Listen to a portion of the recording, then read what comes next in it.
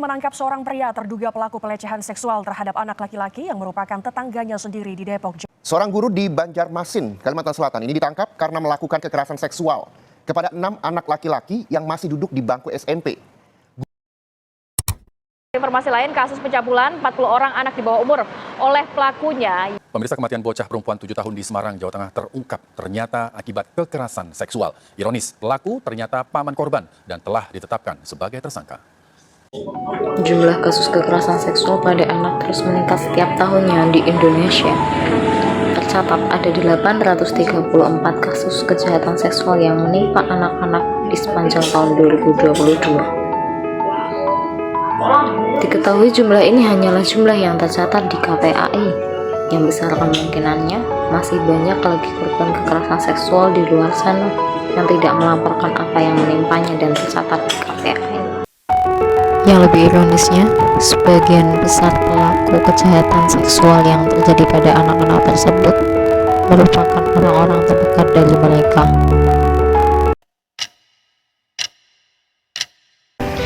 Namun sayangnya dalam kehidupan bermasyarakat kita, pendidikan seksual masihlah sering dianggap risih dan tabu untuk dibicarakan kepada anak-anak. Masih kurangnya pemahaman yang dimiliki oleh orang tua dan guru, itulah yang menimbulkan kurangnya pemahaman dalam memberikan pendidikan seksual kepada anak. Kebanyakan dari mereka menganggap bahwa pendidikan seksual masihlah terlalu dini dibicarakan kepada anak-anak. Mereka menganggap bahwa anak-anak belumlah saatnya mengetahui mengenai pendidikan seksual, dan mereka menganggap bahwa seharusnya pendidikan seksual diberikan ketika anak sudah mampu benar-benar memahami mengenai pendidikan seksual. Ini sangatlah keliru, bahwa seharusnya pendidikan seksual itu sangatlah penting untuk dibicarakan kepada anak sedini mungkin, apalagi untuk anak yang sudah mengetahui bagian tubuhnya dan bagian internal tubuhnya mulai dari anak 3 sampai 4 tahun. Pendidikan seksual menjadi modal dasar pada anak-anak untuk melindungi dirinya akan kejahatan seksual yang belakangan ini sering terjadi kepada anak-anak. Selain perlunya strategi yang tepat, orang tua dan pendidik juga perlu menentukan media dan permainan yang dapat mendukung dan mempermudah anak dalam mengenal pendidikan seks. Pengenalan pendidikan seks dapat dilakukan dengan berbagai macam permainan, seperti bermain tebak-tebakan, video edukasi, bermain peran, media bergambar, dan poster, serta dapat melakukan dengan kegiatan bernyanyi.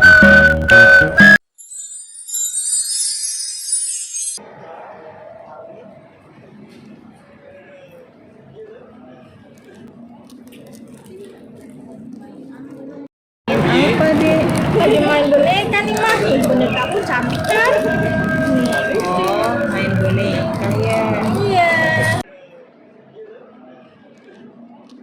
Kira-kira bonekanya itu cowok apa cewek? Ini bonekanya cewek mah. Kira-kira kamu tahu nggak perbedaan cowok sama cewek itu seperti apa?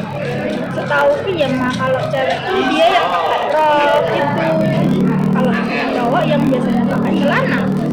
Lalu kira-kira apa lagi ya perbedaan antara cowok sama cewek? Nggak tahu mah. Jadi gitu deh, setiap cowok dan cewek memiliki bagian area tubuh yang privat. Bagiannya yang ini, sama yang ini. Coba diulangi lagi penjelasan mama tadi. Kata mama yang bagian privat itu ada ini sama ini. Bagus, pintar anak mama. Tapi area tubuh privat itu apa mah? Jadi, area tubuh privat itu tidak sembarang orang boleh menyentuh dan melihatnya. Nah, kalau gitu yang boleh nyentuh siapa mas? Yang boleh nyentuh hanya mama. Cuma mama aja? Iya, hanya mama aja. Nah, kalau misal selain mama ada yang mau nyentuh gimana? kamu harus berani berkata tidak boleh. Kalau semisal ada teman kamu yang mau menyentuh, kamu tinggal bilang, nanti mama marah. Oh, gitu ya, Ma? Iya, Dek.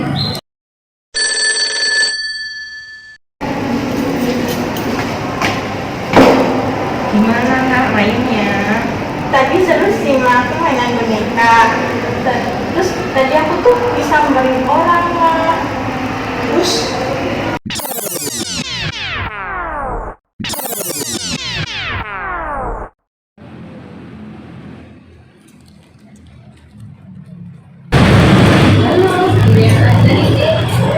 lihat aja, Kak. Namanya mana? Namanya lagi di dalam. Oh, diuji di rumah ya kalau gitu. Iya. Nah, kakak main nggak? Maya kemana? Sama kamu yang main di sana. Kakak ada main. Ya udah lah. Tapi juga mau sih nanti mama nyariin aku. Kakak ada. Oh, nanti kalau mau kakak masih yang banyak lagi. Oke.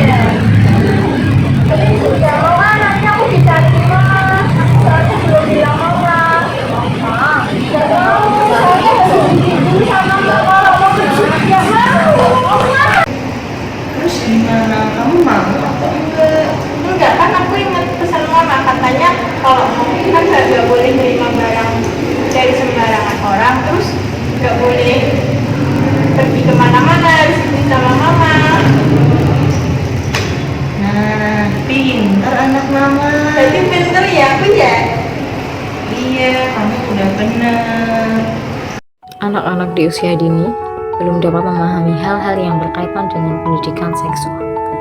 Anak-anak masih sangat membutuhkan bimbingan, arahan, dan bantuan serta perhatian khusus agar anak tidak salah arah dalam memahami pendidikan seksual dan dapat berkembang dengan baik. Hal ini bertujuan agar kemampuan anak dapat berkembang dalam mencari tahu sikap yang mungkin saja dilakukan oleh para pelaku kejahatan seksual di luar sana. Dan apabila dasar tentang pendidikan seksual sudah anak ketahui dan pahami, maka anak dapat lebih berhati-hati saat mereka menghadapi orang yang mencurigakan dan dapat membahayakan mereka.